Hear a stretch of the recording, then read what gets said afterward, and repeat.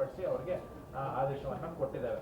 ಇದಲ್ಲದೆ ಸೋಷಿಯಲ್ ಮೀಡಿಯಾದಲ್ಲೂ ಕೂಡ ಹೆಚ್ಚಿನ ಸಂಖ್ಯೆಯಲ್ಲಿ ಒಂದು ನಮಗೆ ರೆಸ್ಪಾನ್ಸ್ ಕೂಡ ಬರ್ತಾ ಇದೆ. ಅದನ್ನು ನಮ್ಮ ಪ್ರತ್ಯೇಕವಾದ ಒಂದು ಸೋಷಿಯಲ್ ಮೀಡಿಯಾ ಟೀಮ್ ಮುಖಾಂತರನೂ ಕೂಡ ಇದನ್ನು ನಾವು ಮಾನಿಟರ್ ಮಾಡ್ತಾ ಇದ್ದೇವೆ.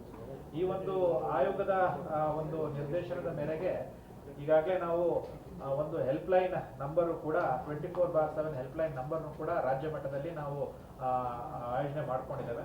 ಈ ನಂಬರು ಕೂಡ ನಾವು ಈಗಾಗಲೇ ನಿಮಗೆ ಶೇರ್ ಮಾಡಿದ್ದೇವೆ. ಇದರಲ್ಲಿ ಒಟ್ಟು 15 ಪ್ರತ್ಯೇಕ ಲೈನ್ಗಳಲ್ಲಿ ನಾವು ಏನಾದರೂ ತಾಂತ್ರಿಕ ಸಮಸ್ಯೆ ನಮ್ಮ ಎನ್ಯುಮರೇಟರ್ಸ್ ಇಂದ ಆಗಿರ್ಬೋದು ಅಥವಾ ನಮ್ಮ ಜನರಲ್ ಪಬ್ಲಿಕ್ ಇಂದನೂ ಕೂಡ ಏನೇನೋ ಇದರಲ್ಲಿ ಇಶ್ಯೂಸ್ ಬರ್ತದೆ ಅಥವಾ ಸಮಸ್ಯೆಗಳು ಅಥವಾ ಅವ್ರಿಗೆ ಏನಾದರೂ ಪರಿಹಾರ ಬೇಕಾಗಿದ್ದಲ್ಲಿ ನಾವು ಈ ಹೆಲ್ಪ್ಲೈನ್ ಮುಖಾಂತರ ನಾವು ಅನುಷ್ಠಾನ ಮಾಡ್ತಾ ಇದ್ದೇವೆ.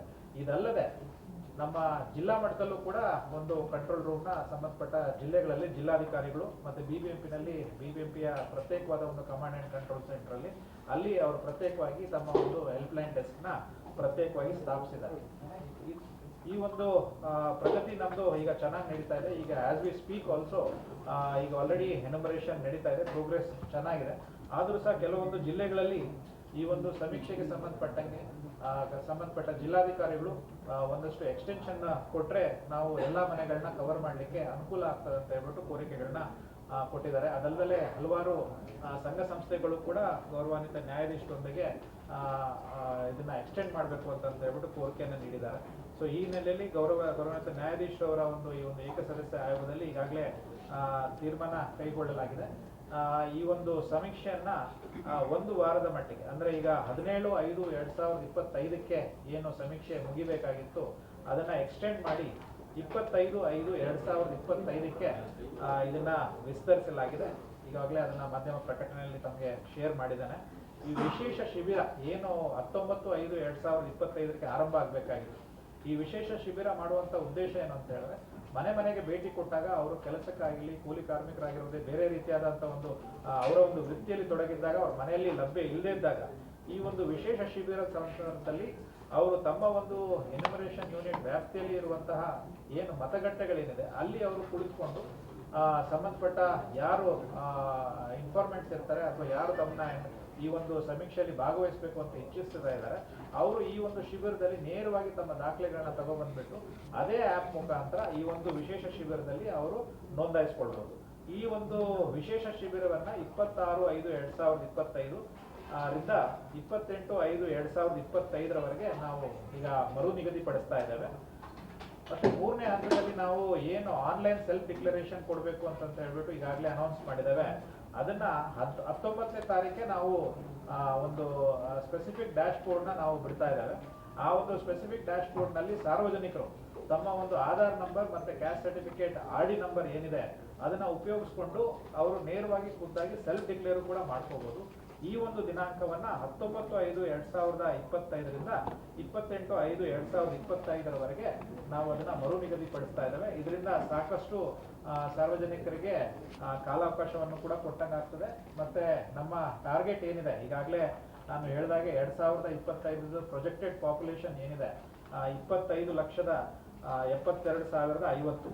ಈ 25,72,050 ನಮಗೆ ತಲುಪಲಿಕ್ಕೆ ತುಂಬಾ ಅನುಕೂಲ ಆಗ್ತದೆ. ಸೊ ಆದ್ರಿಂದ ಈ ಒಂದು ಸಮೀಕ್ಷೆಯ ಒಂದು ಡೇಟ್ಗಳನ್ನ ನಾವು ಆಯೋಗದ ಒಂದು ಪರ್ಮಿಷನ್ ಮೇರೆಗೆ ನಾವು ಎಕ್ಸ್ಟೆಂಡ್ ಮಾಡ್ತಾ ಇದ್ದೇವೆ. ಈಗಾಗಲೇ ಈ ಒಂದು ವಿಷಯಕ್ಕೆ ಸಂಬಂಧಪಟ್ಟಂತೆ ನಾವು ಜಿಲ್ಲಾಧಿಕಾರಿಗಳಿಗೆ ಇವತ್ತು ಕಮ್ಯುನಿಕೇಟ್ ಮಾಡ್ತಾ ಇದ್ದೇವೆ.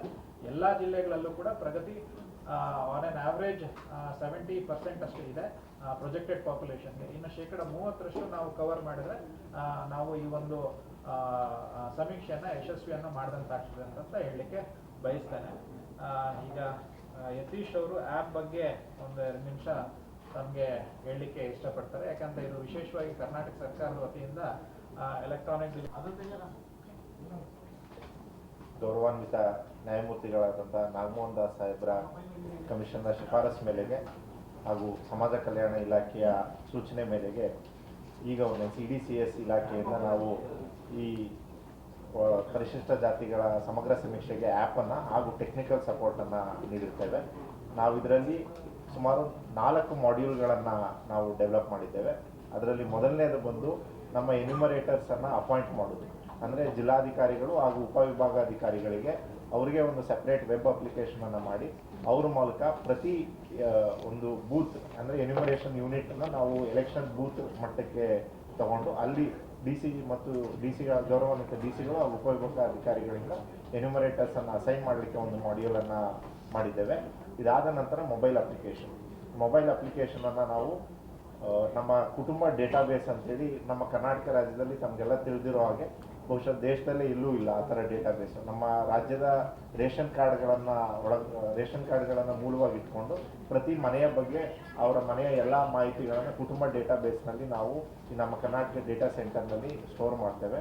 ಸೊ ಅದರಿಂದ ನಾವು ಮಾಹಿತಿಯನ್ನು ತಗೊಂಡಾಗ ನಮಗೆ ಟಾರ್ಗೆಟ್ ಮಾಡಲಿಕ್ಕಾಗಲಿ ಕರೆಕ್ಟಾದ ಮಾಹಿತಿಯನ್ನು ಪಡೀಲಿಕ್ಕೆ ಭಾಳ ಈಸಿ ಆಗ್ತದೆ ಅಂತೇಳಿ ಈ ಅಪ್ಲಿಕೇಶನನ್ನು ಕುಟುಂಬ ಡೇಟಾಬೇಸ್ ಮೇಲೆ ನಾವು ಫಾರ್ಮ್ ಮಾಡಿದ್ದೇವೆ.